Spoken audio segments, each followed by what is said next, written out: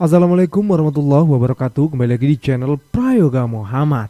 Ya teman-teman semua, kalian pasti sedang menyaksikan debat capres di malam ini ya, yang memang seru banget karena ini adalah debat terakhir ya, dimana kita akan menentukan siapa yang akan menjadi presiden di tahun 2024 ini. Ya teman-teman semua, tadi gua sempet ya melihat ya Pak Anies Baswedan di saat visi misinya. Wah, keren banget, asli keren banget.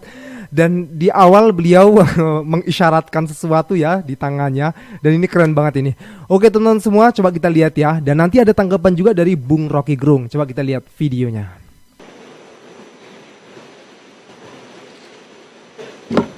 Assalamualaikum warahmatullahi wabarakatuh.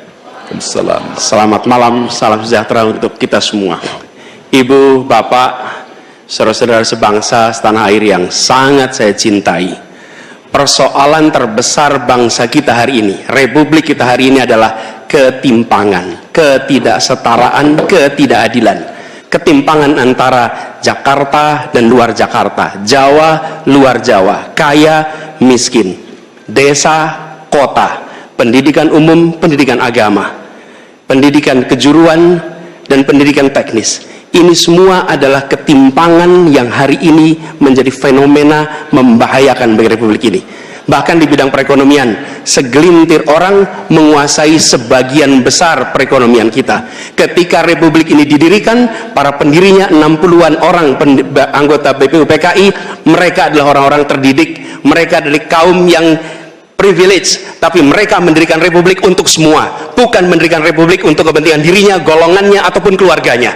Mereka mendirikan ini untuk semuanya. Kekuasaan yang dibangun untuk memberikan kesempatan kepada semua. Sekarang kita jauh dari cita-cita republik ini. Ketika para pendiri itu kaum intelektual, mereka memilih berjuang di jalur politik. Saya berangkat sebagai pengajar, mendapat panggilan tugas di wilayah politik. Kami akan membawa gagasan pendiri republik untuk kembali mewarnai republik ini, untuk bisa mengarahkan republik ke depan agar kembali pada format awal. Apa masalah hari ini? 45 juta orang belum bekerja dengan layak. Bicara jaminan sosial, lebih dari 70 juta orang tidak punya jaminan sosial. Bicara pendidikan, jauh dari kota, terpencil, masa depan jadi suram. Kemampuan tinggi, kesempatan tidak ada. Sangat frustrasi melihatnya. Kesehatan mental, kekerasan seksual, lebih 15 juta orang jadi korban. Ini problem-problem yang tidak menjadi kepedulian segelintir elit. Ini adalah kepedulian rakyat kebanyakan. Karena itu dalam perjalanan kami 1 tahun, kami menemukan jutaan rakyat yang berbondong-bondong menginginkan perubahan. Mereka membuat poster rakyat, membuat posko rakyat, mendoakan dari tempat yang tidak kita lihat. Poster-poster itu cemerlang karena bukan didanai dari uang dari Jakarta, tapi didanai oleh keringatnya yang jernih hasil kerja kerasnya. Ini adalah keinginan perubahan. Apa yang ingin kita capai? 1, kita akan memastikan hidup sehat dan bila sakit ada pertolongan cepat. Tumbuh cerdas dengan biaya terjangkau. Keluarga sejahtera karena upahnya layak. Dan bila membutuhkan diberikan bansos sesuai kebutuhannya, bansos plus.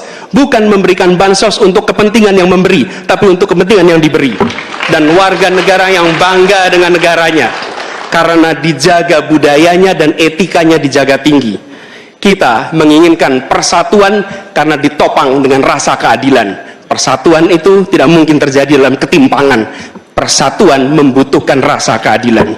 Karena itu misi kami tegas mewujudkan bangsa yang sehat, yang cerdas, yang sejahtera, berbudaya, dan bersatu.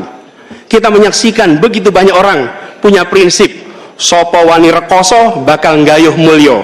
Siapapun yang bersungguh-sungguh dalam usahanya pasti meraih kemuliaan. Tapi bila kesempatannya ada, bila kesempatannya tidak ada, menghasilkan frustrasi. Dan kami ketika menjalankan amanat, maka kami akan memegang prinsip ngadek sacekna, nilas saplasna. Konsistensi ucapan dan perbuatan, menjunjung kejujuran dan kearifan. Ini komitmen kami. Fokus pada pembangunan manusia Indonesia, menghadirkan kesetaraan, menghadirkan keadilan. Dengan seperti itu kita ada persatuan. perubahan saatnya kita kerjakan. Katong bergerak untuk perubahan, untuk seluruh rakyat Indonesia dimanapun berada. Terima kasih. Assalamualaikum warahmatullahi wabarakatuh. Ya teman-teman semua, gimana menurut kalian? Bagus banget ya visi misi dari Pak Anies Baswedan, di mana dia ingin pemerataan dan ingin perubahan, di mana banyak keadilan pun yang tidak ditegakkan, ya kan, pemerataan yang tidak merata. Dan kekayaan juga dimiliki oleh segelintir orang saja. Begitupun pemilikan lahan ya teman-teman semua. Di awal Pak Anies sempat menyentil hal itu ya. Oke teman-teman semua, bagaimana menurut Bung Rocky Gerung? Coba kita lihat videonya. Soal visi misinya, ini penting sekali tuh.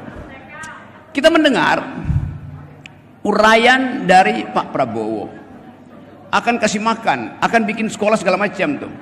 Loh, ini semua soal APBN.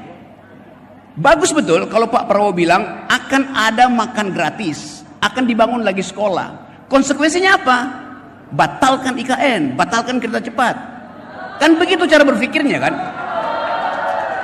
Kalau Pak Prabowo ingin melanjutkan proyek Pak Jokowi, sama juga problemnya dengan sekarang. Sri Mulyani dipaksa presiden sekarang kumpul-kumpul lagi tuh, di stop seluruh pengeluaran departemen supaya masih bisa dihemat karena ada guncangan global. Jadi nggak mungkin ide Prabowo itu terlaksana kalau dia tidak membatalkan proyek-proyek yang menguras anggaran negara. Itu logika APBN. Selalu ada trade off. Anda pasang di situ tinggi, yang ini pasti turun. Bencana berhubungannya begitu tuh. Itu dalilnya begitu tuh. Demikian juga Pak Ganjar tadi, promosi ke kami akan macam-macam bangun ini. Loh, faktanya selama 2023 itu ada kurang lebih 20.000 kalau nggak salah, atau 40.000 bahkan anak SMA yang gagal masuk sekolah di SMA di Jawa Tengah karena kemiskinan. Jadi kontradiksi sekali itu. Setiap malam manusia Indonesia itu tidur dalam keadaan perut kosong. Ada 19,5 juta orang Indonesia setiap malam tidur dengan perut kosong. Itu dasarnya. Jadi kalau kita bayangkan misalnya oke, itu akan dibantu seragam segala macam, ini dia tidur dengan perut kosong.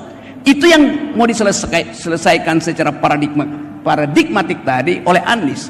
Anies berpikir tentang perubahan struktural, bukan sekedar program. Jadi kalau kesenjangan itu tidak diatasi, tetap semua isu yang diucapkan, mau kasih makan, mau bikin sekolah gratis, itu nggak mungkin terjadi. Jadi debat presiden adalah debat ideologi, debat paradigma, debat konsep. Itu dasarnya tuh. Bukan pamer program. Program itu adalah fungsi dari APBN, APBD itu. Nah, kalau pemasukan kita ekonomi cuma tumbuh 5%, sementara pengangguran kita itu ada 60 juta. Pemuda Indonesia yang bakal nganggur 60 juta. Ekonomi tumbuh 5%. Setiap pertumbuhan 1% ekonomi menyerap 400.000 tenaga kerja. 5% artinya cuma 2 juta. 58 juta yang lain itu mau dikasih kerjaan apa? Hanya mungkin bila terjadi perubahan radikal dalam sistem ekonomi itu.